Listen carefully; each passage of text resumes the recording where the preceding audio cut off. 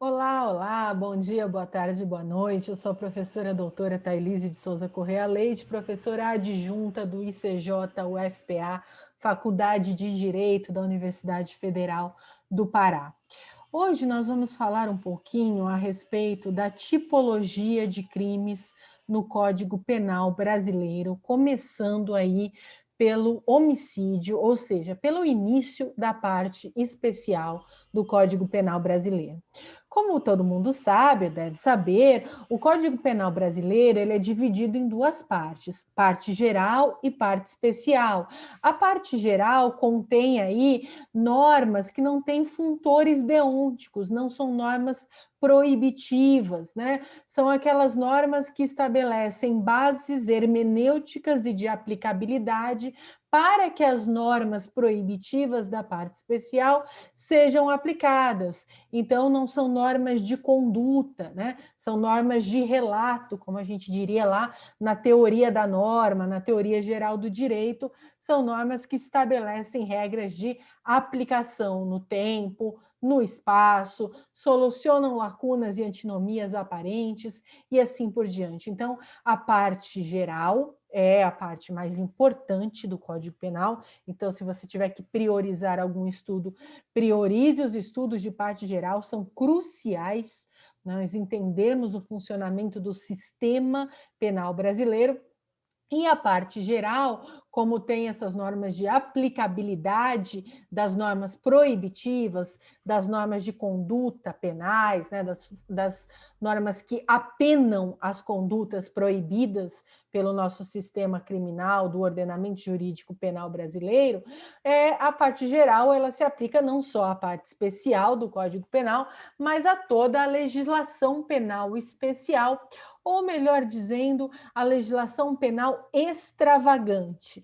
É extravagante por quê? Porque ela muito perua, muito enfeitada, muito cheguei. Não, né? É extravagante, a gente usa essa terminologia porque ela vaga fora do Código Penal. Tem o Código Penal como um microsistema coeso, e aí vaga, né? Está vigente, está em vigência, está vagando por fora, aí, né, caminhando aí em vigência, por fora, há outras legislações que contêm dispositivos penais, contêm crimes, contêm normas proibitivas que apenam condutas proibidas, portanto, também integram o direito penal, integram o microsistema penal dentro do sistema do ordenamento jurídico brasileiro.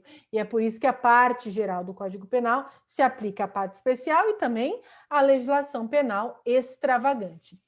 Mas aqui nós vamos falar de parte especial do Código Penal. Então, quando começa a parte especial, começam justamente os crimes em espécie, a previsão dos tipos penais das condutas que são tipificadas para serem apenadas como crime no nosso sistema penal.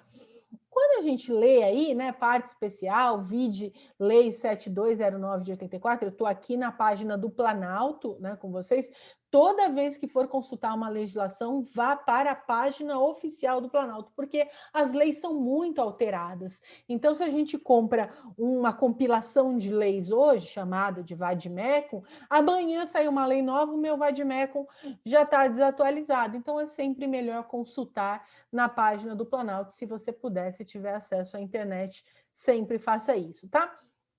Então, eu estou aqui na página do Planalto, começa a parte especial dizendo vide Lei 7209 de 84. Por que isso? Porque o nosso Código Penal brasileiro, ele é de 1940, é um decreto-lei de Getúlio Vargas de 1940.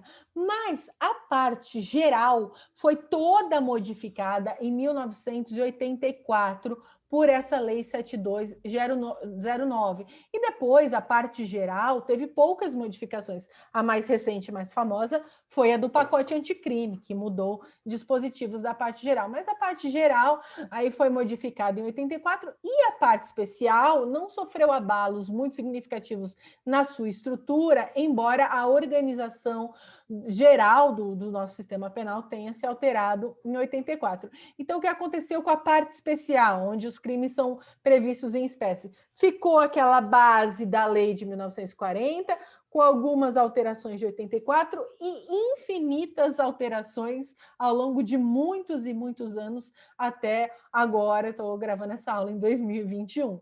Então, por isso que eu falo, consulte o Planalto, é melhor, é mais seguro, tá bom?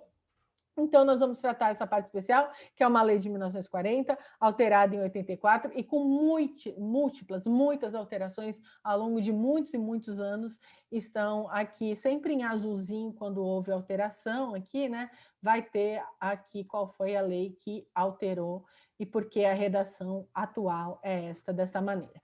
Então, eu preciso fazer essas introduções e dizer o seguinte: quando nós chegamos na parte especial do Código Penal, é fundamental que você faça sempre, agora, uma hermenêutica sistemática. O que quer dizer isso, professora? Você deve ter aprendido hermenêuticas, gramatical, histórica, sociológica, teleológica e sistemática. A hermenêutica sistemática leva em consideração que o ordenamento jurídico é um sistema composto por finitos elementos, múltiplos, inúmeros, variados, mais finitos, com regras sintáticas de articulação, e essas articulações desses elementos, seguindo as regras pré-determinadas, dão solução a diversos fatos da realidade que se apresentam para o direito. Ou seja, o ordenamento jurídico todo é um sistema. Como eu falei para vocês, o direito penal, aí toda a legislação penal, como eu falei, tanto o Código Penal como a legislação penal extravagante, forma um microsistema, um subsistema dentro do grande sistema que é o ordenamento, e esse subsistema é o nosso direito penal brasileiro. E aqui, quando nós chegamos na parte especial, eu quero que você faça hermenêutica sistemática. A gente sabe que hermenêutica é mais do que interpretação, é interpretação para a decisão, para a aplicação do direito, e eu quero que você leve em consideração que essas coisas estão alocadas aqui de forma sistêmica, e nós só podemos interpretar as normas do Código Penal assim, e só podemos aplicar com esse sentido. Então, quando vem o legislador penal e diz assim, parte especial, onde ele vai prever os crimes em espécie, título 1 dos crimes contra a pessoa, capítulo 1 dos crimes contra a vida.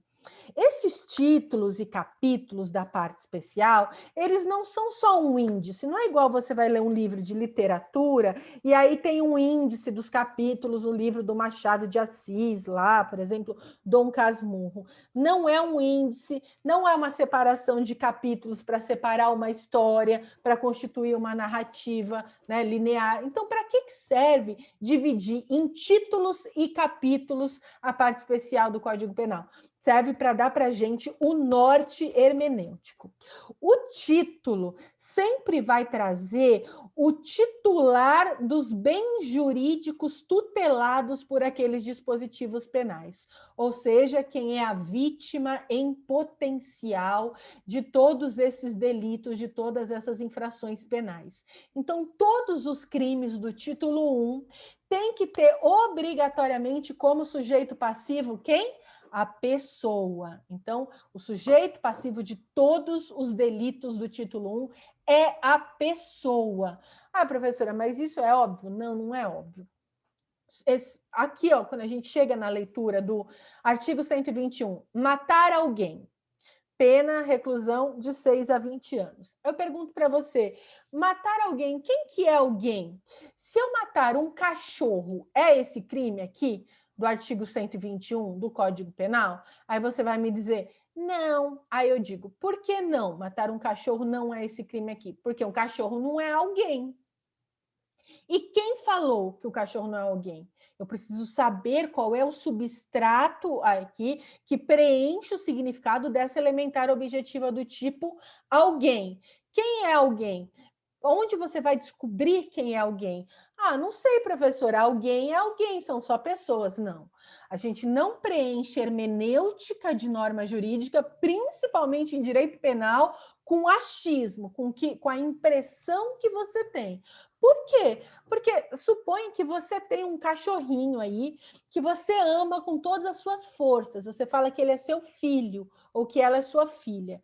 Se você tem essa relação com o cachorro, eu aposto que você ama tanto esse cachorro que você ama mais ele do que outros seres humanos. Eu aposto que você acha que esse cachorro é muito mais alguém do que muita gente por aí.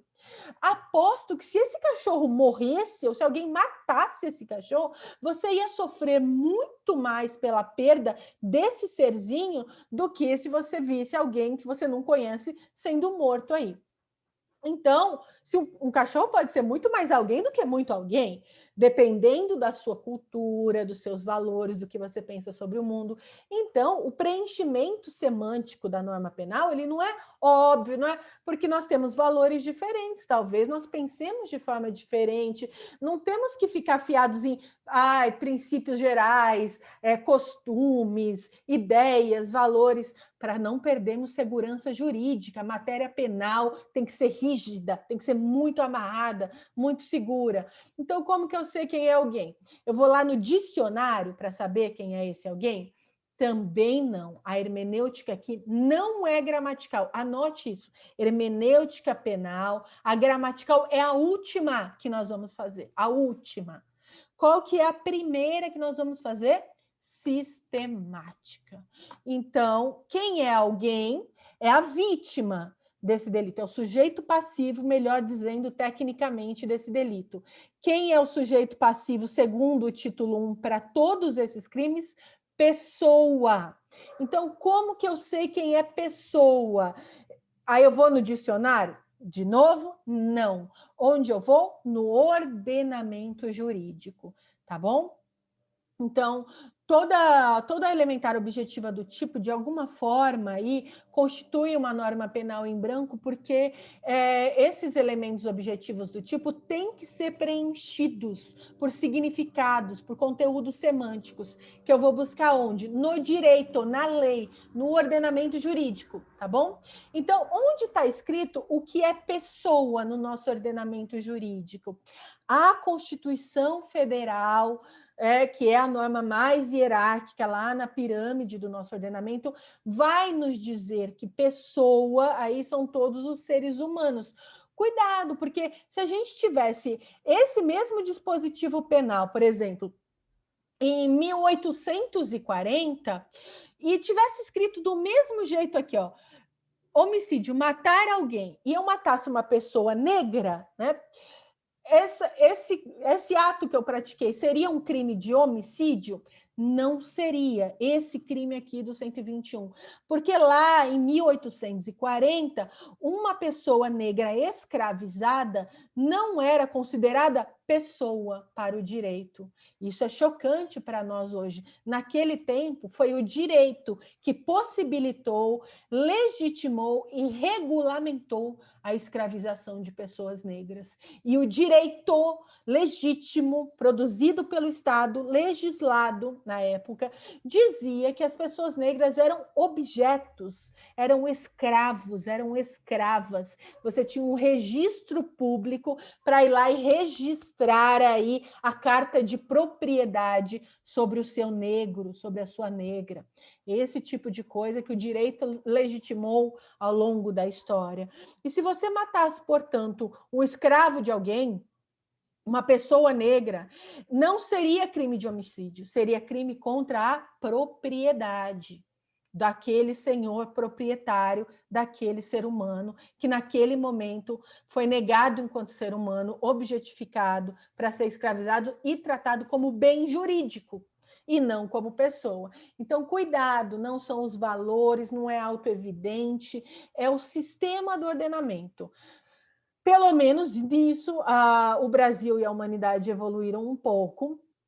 E a Carta Constitucional de 88 diz que todos os seres humanos, Homo sapiens sapiens, e aí diz a nossa Carta Constitucional, independente de qualquer tipo de diferença humana, ou seja, proibindo qualquer espécie de discriminação entre pessoas humanas, na esteira das conquistas do pós-guerra, seguindo a Declaração Universal dos Direitos Humanos de 1948, que universaliza todos os Homo sapiens sapiens, enquanto seres humanos titulares de direitos humanos de forma geral e universal, então precisa ser humano para ser pessoa humana para o direito inclusive na nossa Constituição. O Código Civil é outra norma que vai informar quem é pessoa humana, sujeito passivo desses delitos, e assim eu faço a hermenêutica sabendo que esse alguém é qualquer pessoa, mas que tem que ser pessoa humana.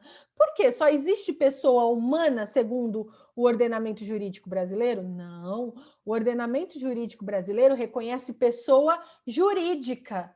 Quem é pessoa para o ordenamento jurídico brasileiro? É o sujeito de direito dotado de personalidade. E aí, sendo pessoa para o direito, ele tem os direitos da personalidade. Então, se ele for ser humano, ele é pessoa e, portanto, tem os direitos da personalidade. Mas ele também é pessoa humana e, por isso, tem direitos humanos, direitos fundamentais. Por isso, quem não é do direito, quando ouve a gente falar pessoa humana, parece que é um pleonasmo vicioso, né? Óbvio, pessoa humana. Mas não, gente, tem pessoa não humana para o direito, a pessoa jurídica. Então, o ser humano, veja bem, ele é sujeito de direito pelo nosso ordenamento, e é por isso que ele é pessoa, tem personalidade jurídica, e por isso tem os direitos da personalidade. E ele é pessoa humana, por isso tem direitos humanos, direitos fundamentais, tá bem? Já as pessoas jurídicas não têm direitos humanos fundamentais próprios dos seres humanos. A pessoa jurídica não tem direito à vida, não tem direito à liberdade, por exemplo. Mas ela tem direito a outros direitos fundamentais dos quais ela pode ser titular? Tem, professora, ela tem direito de propriedade. Pois é, tem direito de propriedade. E, além disso, ela tem todos os direitos da personalidade, porque ela é pessoa. Ela tem direito ao nome, à honra, à privacidade, não é mesmo? A inviolabilidade, portanto, do seu domicílio, das suas correspondências. Todos esses direitos a pessoa jurídica também tem. Então, a pessoa jurídica vai poder ser vítima de algum crime aqui do título 1 da parte especial? Vai, desde que esse crime não seja contra direitos humanos. Se eu tiver aqui no título 1 um crime contra os direitos da personalidade, por exemplo, um crime contra a privacidade, contra o sigilo, contra o nome, contra a honra, vai poder ter uma pessoa jurídica que é vítima desse delito? Sim. Então, voltando, anota aí. Título 1 são crimes contra a pessoa. Quem pode ser sujeito passivo dos crimes desse título? Pessoa humana e pessoa jurídica. Porém, se o objeto jurídico do delito, anote esses termos que eu estou falando, ou seja, o bem jurídico tutelado por esta norma for um direito humano, aí somente a pessoa humana poderá ser sujeito passivo desse delito. Matar alguém. Esse delito protege qual bem jurídico? Melhore o seu termo. Vamos chamar de objeto jurídico do delito. O que é o objeto jurídico do delito? É o bem jurídico penalmente tutelado por esta norma penal. Qual é o bem jurídico protegido aí? Agora eu vou falar de jeito mais simples para te ajudar. Qual é o bem jurídico protegido? É a vida, não é? É a vida da pessoa humana. Então, quem pode ser sujeito passivo desse delito? A pessoa, por causa do título 1. E só a pessoa humana, por quê? Porque só ser humano tem vida, né? A pessoa jurídica não vai ser vítima de um crime contra a vida. Então, aqui, olha só como eu estou delimitando a hermenêutica sistemática. E já adiantei, olha lá, o capítulo 1. Então, o título mostra quem são os sujeitos passivos possíveis para todos os delitos desse título. E o capítulo vai mostrar qual é o objeto jurídico. O que é isso, professora? Qual é o bem jurídico penalmente tutelado por esses dispositivos penais? Todos esses crimes protegem qual bem jurídico? A vida humana. Então, a vida da pessoa humana, porque só pessoa humana tem vida. Então, tudo que tiver dentro do título 1, capítulo 1, são crimes contra a vida humana da pessoa humana. Sempre assim, tá bem? Então, vamos adentrar, agora que a gente entendeu o que é hermenêutica sistemática, para a gente sempre se amarrar aí para fazer hermenêutica do título 1. Capítulo 1, vamos adentrar aos tipos penais propriamente ditos. Eu vou começar, então, com o homicídio simples. Vamos primeiro notar a técnica legislativa que o legislador brasileiro utilizou. Essa técnica legislativa foi desenvolvida no Iluminismo por um pensador chamado Cesare Bonezana, que era marquês de Beccaria, num principado italiano, e ficou conhecido como Cesare Beccaria, ou, aportuguesando seu nome, César Beccaria. Esse pensador escreveu um livro chamado Dos Delitos e das Penas, em que ele coloca várias proposições para um direito penal iluminista, ilustrado, civilizatório, e coloca algumas funções para a pena, funções civilizatórias para a pena, e faz uma proposição que todos os crimes e as penas têm que estar escritos antes da conduta ser cometida, em homenagem, inaugurando o que a gente conhece como princípio da legalidade e princípio da anterioridade da lei penal, nullum crime, nulla pena sine previa lege, uma máxima de Beccaria, e em latim. E, além disso, também o princípio da taxatividade penal. Só vai ser o crime aquilo que tiver bem escritinho ali no tipo penal. E aí é graças à Beccaria que se desenvolve essa técnica de escrever um tipo penal. Então, uma lei penal de conduta proibitiva que prevê um crime, olha só como ela é desenhada aqui no nosso Código Penal, parte especial, seguindo Beccaria. Primeiro, eu venho com o nomen iuris do delito, o nome jurídico do crime.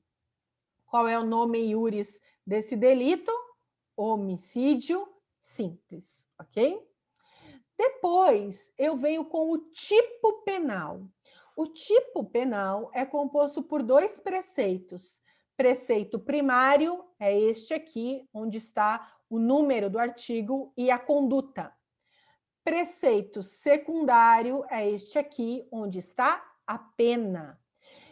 No preceito primário, a conduta sempre vem em sentido positivo. Não tem o fator deontico proibitivo. O que quer dizer isso? Se você estudou bem IED, você sabe disso. Não vai estar escrito aqui não matar alguém, ou não. Proibido matar alguém. Proibido. É proibido matar alguém. É vedado matar.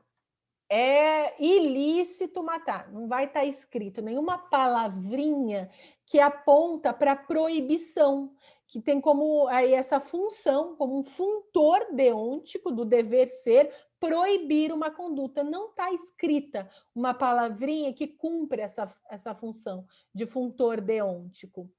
Mas essa norma aqui, esse tipo penal, é uma norma de que espécie? É proibitiva, permissiva ou obrigatória?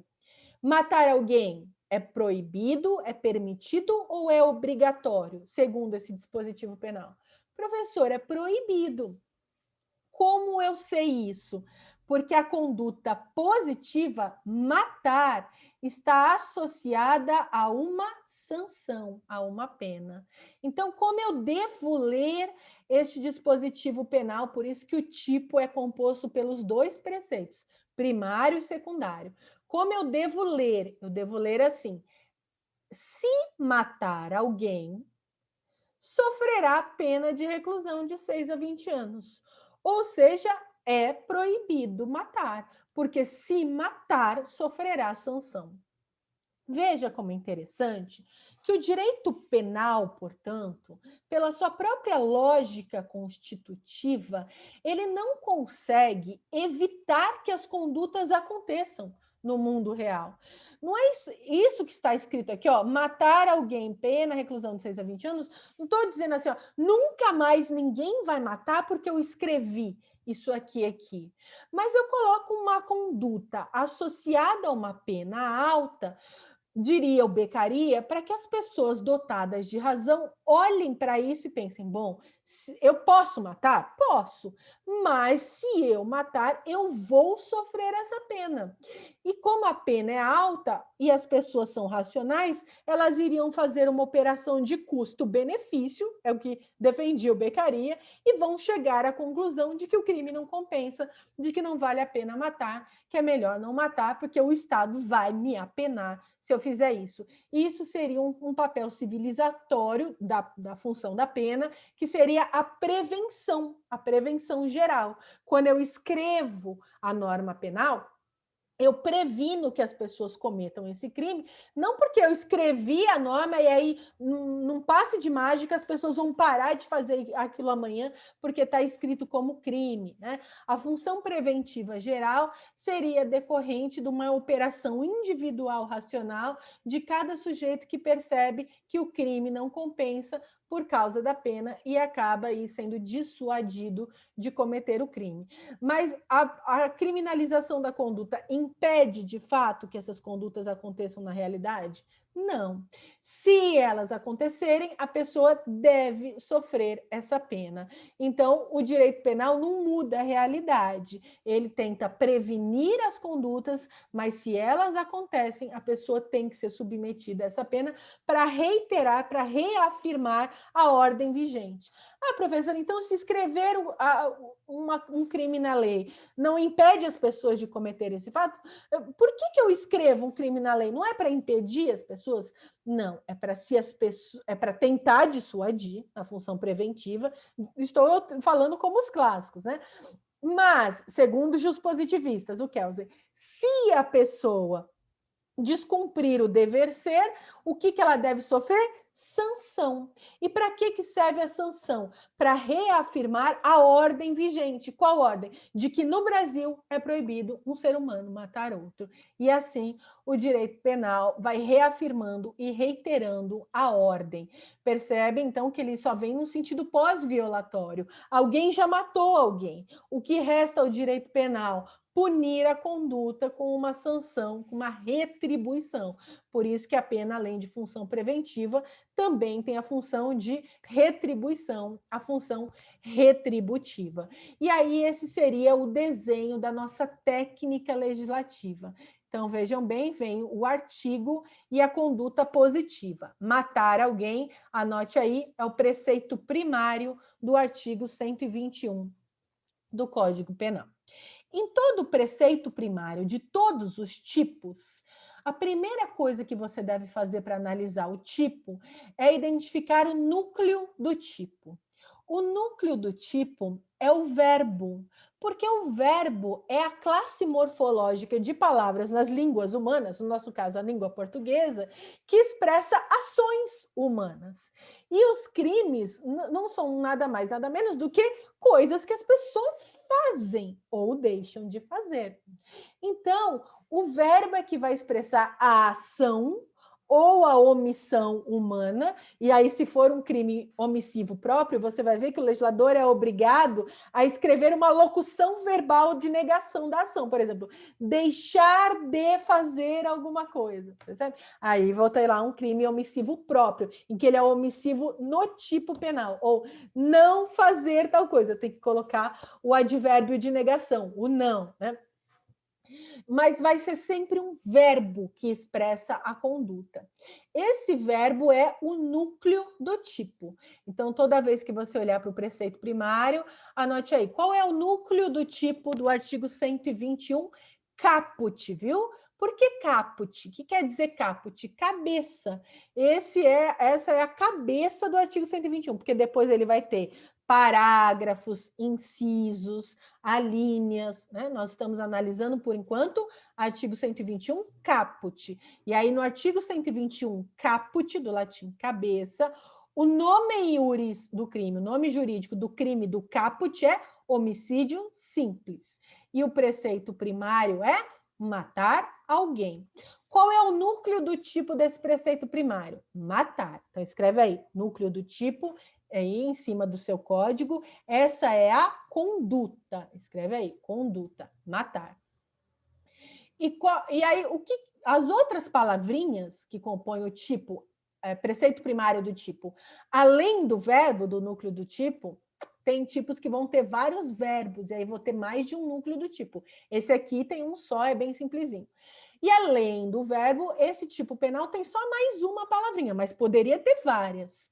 Essas outras palavrinhas que compõem o preceito primário do tipo, a gente chama de elementos objetivos do tipo. Alguns autores chamam de elementares objetivas do tipo. Então, anota aí. Núcleo do tipo, matar. Elementares objetivas do tipo. Para esse aqui é alguém. E aí, qual que é o significado que a gente já viu do que é alguém? Pessoa humana. Então, qual é a conduta? Matar uma pessoa humana, percebe? Essa é a conduta. Então, escreve aí, conduta, matar uma pessoa humana. Essa é a conduta. No preceito secundário do tipo, vem a pena, caso você cometa a ação do preceito primário. A pena, ela sempre vem em espécie e quantum, em latim, que significa quantidade em abstrato, tá bem? Quantum em abstrato. A pena, ela virá assim, qual é a espécie de pena que o legislador adotou para esse tipo? Reclusão. Reclusão é uma modalidade de pena privativa de liberdade. E nós sabemos como ela é cumprida, né? Qual é a estrutura, a forma de cumprimento, as características da pena de reclusão, porque tudo isso está escrito lá na parte geral, que você já estudou. Não se estuda a parte especial sem antes estudar a parte geral.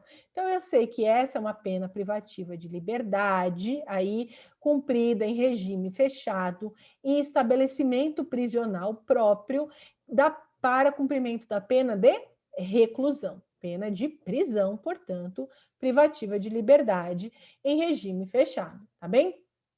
E aí, regime fechado para pena de reclusão. E aí vem o quantum. Esse quantum é uma quantidade em abstrato, né? Não é porque o quantum em concreto, a quantidade em concreto, é aquela pena combinada pelo juiz ou pelos tribunais, ou reiterados pelos tribunais, pelo poder judiciário para uma pessoa no momento em que ela é condenada, sofre uma pena e foi feita ali a individualização da pena e a dosimetria de pena, segundo as regras do artigo 54, também lá da parte geral. Então, aí aquela pena vai ter, aquela pessoa vai ter uma pena. Então, o fulano de tal, quando cometeu esse crime, foi sentenciado a uma pena de reclusão, por exemplo, de 12 anos, 6 meses e 7 dias de prisão. Aquela vai ser a pena concreta ou a pena em concreto. O que vem aqui no preceito secundário não é isso, é uma pena em abstrato. É esse lapso, né? Um gap do inglês, né? Esse lapso pode ser de 6 a 20 anos. Entre 6 e 20 anos, aí tem várias modulações, né? A pena a gente sabe se conta em anos, meses e dias inteiros, não se conta em horas, né? Em frações de dia, mas aí nós temos várias possibilidades aí de estruturar uma pena concreta dentro desse lapso. Então, o que vai determinar é a dosimetria com as regras da parte geral, se a pessoa vai sofrer 6, 20 ou qualquer fração entre 6 e 20, tá bem? Isso é o preceito secundário. E aí, com isso, nós podemos fazer algumas análises para esse crime de homicídio simples. Vamos aí começar por elas, anote aí. Primeiro, nome jurídico do crime, você já anotou. Segundo, quem é o sujeito passivo do delito? A pessoa humana. Pode ser qualquer pessoa humana mesmo, qualquer ser humano com vida e tudo mais. Escreva aí. A pessoa humana, né? Que não seja o feto. Por quê, professor? O feto não é pessoa humana? Então, né? Na minha intelecção, não, porque não é dotado dos direitos de personalidade, mas tem o seu direito à vida tutelado aqui pelos dispositivos do Código Penal nos crimes que se referem ao abortamento. Então, vamos deixar essa discussão para depois, quando nós falarmos desse delito, mas provisoriamente vamos entender que é a pessoa humana com a vida extrauterina, né? E também é a pessoa humana, desde que não seja o neonato que é morto por sua mãe logo após o parto, durante ou logo após, por conta do estado puerperal, que é o que virá no artigo aqui, né, sequente, que é o artigo 123 aqui, que é o artigo de infanticídio que nós vamos estudar. Então, coloque aí, é a pessoa humana, né, excluídas as hipóteses dos crimes de aborto e de infanticídio. Portanto, qual é o bem jurídico ou objeto jurídico do delito? Bem jurídico protegido, escreve aí. Sujeito passivo, pessoa humana, excluídas as hipóteses de aborto e infanticídio. Objeto jurídico, escreve aí, é a vida humana extrauterina, esse é o bem jurídico tutelado, excluídos os casos de infanticídio, ok? Que é uma situação muito peculiar, muito específica. Na verdade, o infanticídio é uma modalidade especial de homicídio, seria um homicídio privilegiado, mas o legislador preferiu colocar em outro artigo para não ficar muito confuso. Então, escreveu aí, objeto jurídico é a vida humana extrauterina, excluída a hipótese de infanticídio. Vamos analisar agora o sujeito ativo, quem pode cometer esse delito do artigo 121 caput, tá bom? Quem pode matar alguém? Quem pode vir a cometer esse delito? Qualquer pessoa ou esse crime exige uma circunstância, uma característica especial do agente para que ele possa ser sujeito ativo desse delito? Ah, professora, qualquer pessoa pode vir a matar alguém. Pois bem, esse é um crime, quanto ao sujeito ativo, escreve aí, comum, né? Não é um crime próprio, não é um crime de mão própria, ele é um crime comum. Quanto ao sujeito ativo, é um crime comum, ou seja, qualquer pessoa pode praticar este delito, ok?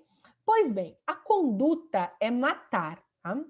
O que é matar na vida real? Escreve, conduta, matar um ser humano. O que é matar na vida real? Existe alguma ação no mundo que seja matar?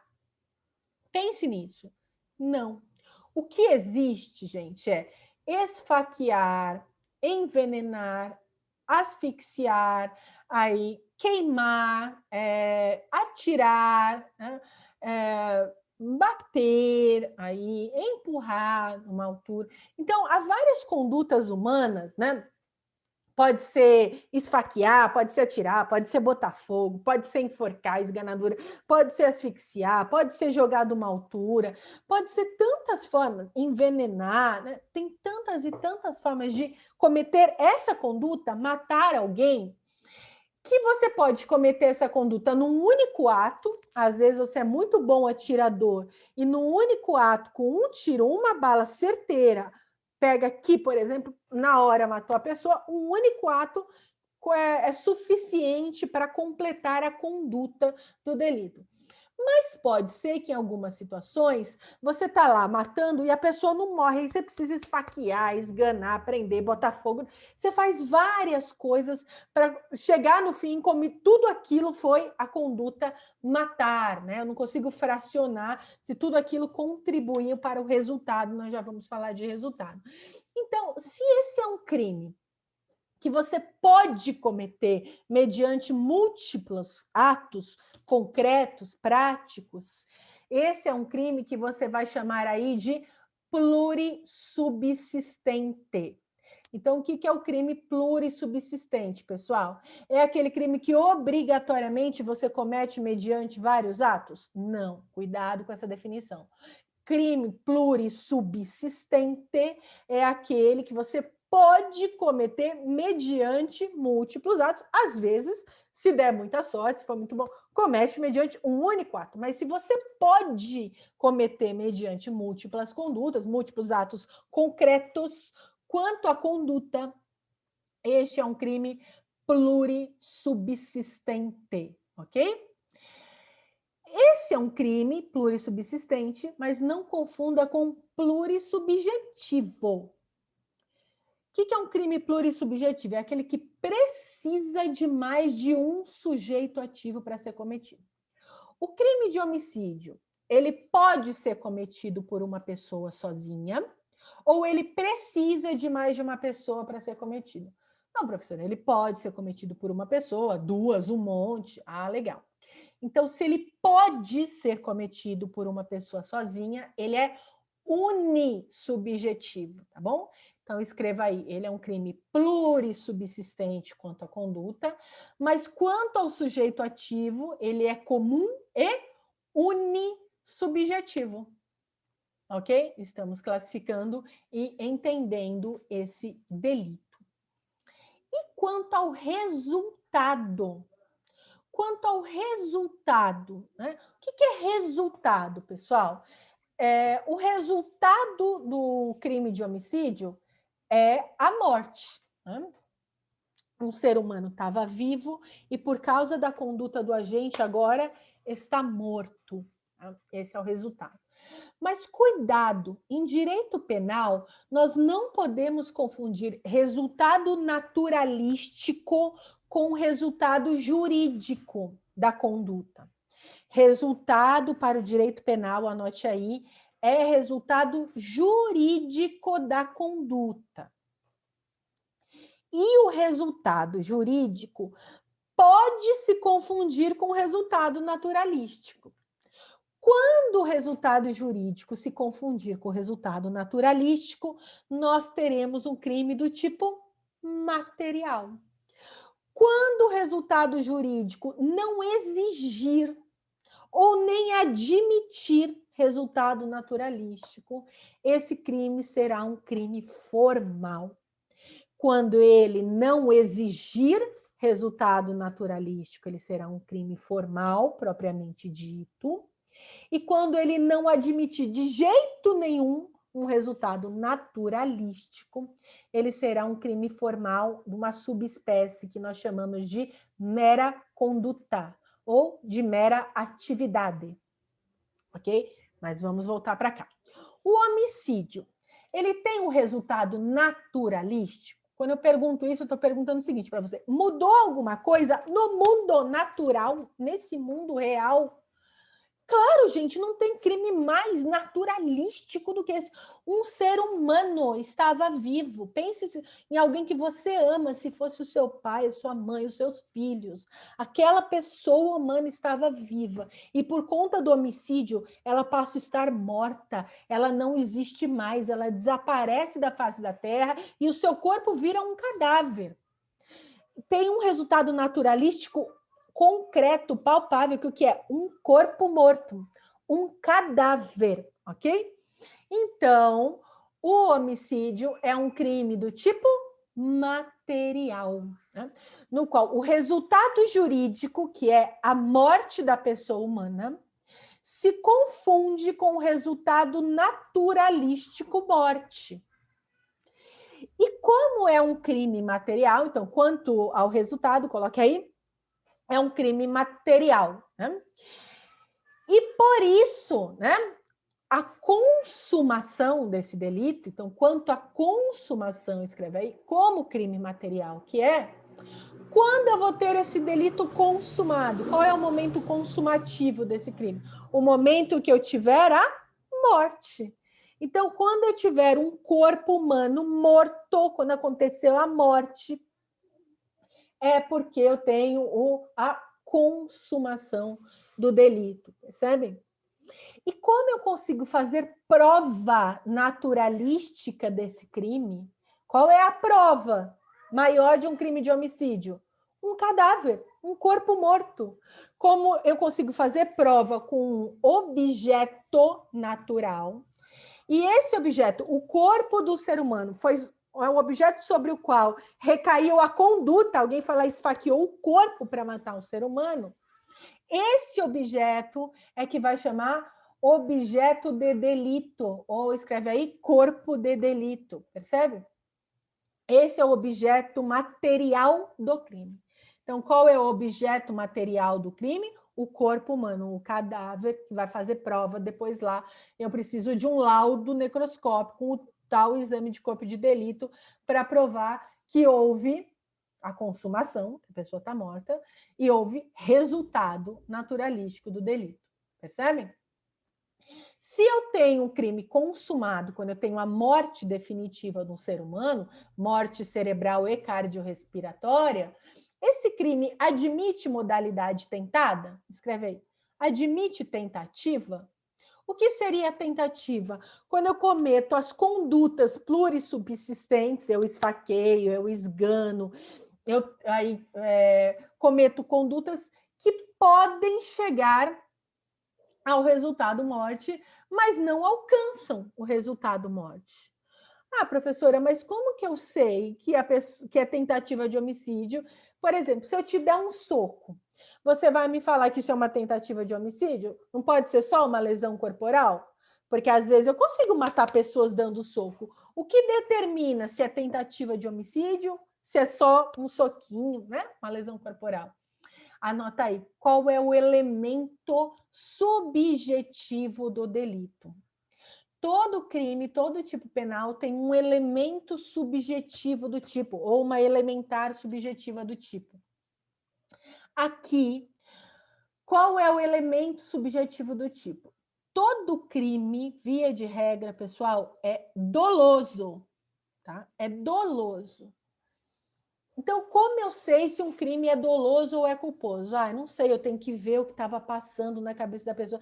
É possível matar sem querer? Ah, logicamente também não dá para matar sem querer. Então, homicídio é um crime. Não, dá para matar sem querer, mas não é essa a questão.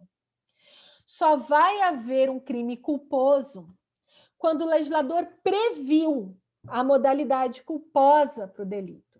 Por acaso, o crime de homicídio tem lá sua modalidade culposa aqui, ó, no parágrafo 3º. E percebam que o nome iuris do crime mudou para homicídio culposo. Se o legislador quiser que esta conduta também seja punida mediante culpa, elemento subjetivo do tipo culpa, ele precisa escrever o tipo culposo na legislação. Se ele não escreveu o tipo culposo, não tem modalidade culposa para o delito, como a gente vai ver para o crime de dano, por exemplo.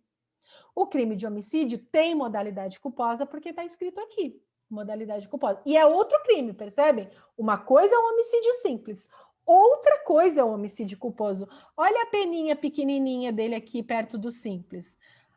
A espécie muda para detenção e o quanto em abstrato para 1 a 3 anos.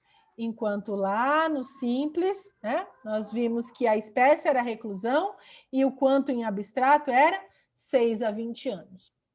Então, via de regra, o elemento subjetivo de todo tipo é o dolo, exceto quando o legislador previu um tipo culposo. E quando que o legislador faz isso, professora? Você deve ter estudado lá em parte geral, que aí o legislador ele não está punindo a intenção, que é típico do modelo finalista, que é o modelo veltziano do nosso Código Penal. Ele está punindo o resultado, independente da intenção, porque aquilo que a pessoa fez causou um resultado muito agressivo para a sociedade, muito danoso para a humanidade. Então, independente da intenção, o resultado é muito grave, e aí o legislador entende que a pessoa mereceu ser punida, mesmo com culpa. Se ela mata alguém, isso é um resultado mais grave possível, muito grave. Então, ela vai ser punida pelo resultado, independente de ter desejado, de ter pretendido esse resultado. E é por isso que veio aqui o legislador penal e previu um tipo culposo para homicídio. Mas no homicídio simples, qual é o elemento subjetivo do tipo? A elementar subjetiva do tipo é o dolo. Então, esse crime só se comete mediante dolo. O do caput é outro crime, tá bom? Uma coisa é o crime do caput, homicídio simples. Outra coisa é o crime do parágrafo 3º, homicídio culposo, é outro crime, tá bom? Esse crime aqui, homicídio simples, com esse nome jurídico, do 121 caput, é homicídio simples e o elemento subjetivo é dolo, obrigatoriamente. Direto ou indireto, né? Independente da modalidade de dolo, é um crime obrigatoriamente doloso. Então, quando eu tenho a tentativa, ora, se a consumação é a morte, é o resultado morte que eu provo geralmente com um cadáver, um corpo de delito, né? Exceto em situações excepcionalíssimas que a gente chama de homicídio sem corpo, quando a própria pessoa que morre consegue fazer uma ocultação de cadáver tão boa, mas tão boa, que eu não consigo provar o homicídio com o corpo. E aí, como tem uma regra penal que ninguém pode se beneficiar da sua própria torpeza, então o Código de Processo Penal permite que, nessas hipóteses, a ausência de corpo seja suprida por outros elementos probatórios, mas isso é muito raro, né? Via de regra, nós temos aqui um homicídio tem que ter corpo para provar a consumação. Quando eu tenho a tentativa, quando a pessoa perpetrou condutas lá na modalidade subsistente, idôneas a alcançar o resultado morte, porque não adianta eu ficar dando petelequinho assim na pessoa falando, quero te matar, quero muito te matar. Isso não é tentativa de homicídio. Tem que ser condutas idôneas a concretizar o resultado morte. Então, eu fiquei esfaqueando a pessoa ali, certo? Percebo que houve o elemento subjetivo do tipo havia dolo, consigo demonstrar, provar que havia a intenção de matar, havia o dolo de alcançar o resultado jurídico do delito, porém o resultado não se concretizou, não se aperfeiçoou por circunstâncias alheias à vontade do agente. Por algum acaso, não alcançou o resultado morte, aquela pessoa não veio a morrer, e aí esse crime vai ser sim punido na modalidade tentada, conforme as regras do artigo 14 da parte geral, tá bom? Então, a consumação se dá com resultado morte, resultado naturalístico se confunde com resultado jurídico, é um crime material, é plurissubsistente e doloso, né? Admite tentativa e também, inclusive, porque tem mais uma característica quanto à conduta. Esse crime, ele é comissivo ou omissivo próprio? Ou seja, esse verbo que é núcleo do tipo aqui, é um verbo de ação ou é um verbo de omissão? Vamos deixar de fazer alguma coisa. Não, professora, matar é um verbo de ação. Beleza, então conta a conduta também, por causa do verbo, do tipo. Esse crime é comissivo, de cometer alguma coisa. Ele é um crime de ação, certo? Ele não é um crime omissivo próprio, porque o omissivo próprio é aquele que o próprio tipo penal é uma omissão. Então, esse é um crime comissivo. Porém, ele pode ser cometido por omissão? É possível que eu mate alguém sem fazer alguma coisa? É viável isso? Sim, professora. Por exemplo, se eu deixar de alimentar uma pessoa que precisa de mim para se alimentar e ela vier a morrer, eu cometi um homicídio, desde que eu consiga provar que houve dolo. Então, para haver tipicidade para esse crime, eu preciso matar, preencher núcleo do tipo. Alguém, preencher a elementar objetivo do tipo, ser humano, pessoa humana. E preciso preencher o elemento subjetivo do tipo, o dolo, ok? Se eu preencher o verbo, elemento objetivo, elemento subjetivo, o crime se aperfeiçoa.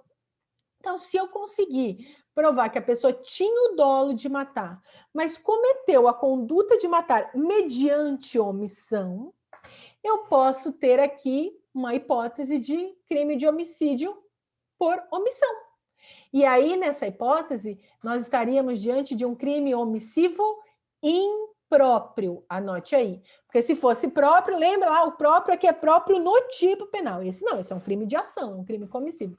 Mas pode ser cometido mediante omissão, e aí, nesse caso, ele admite a modalidade omissiva imprópria. Escreva assim no seu caderno.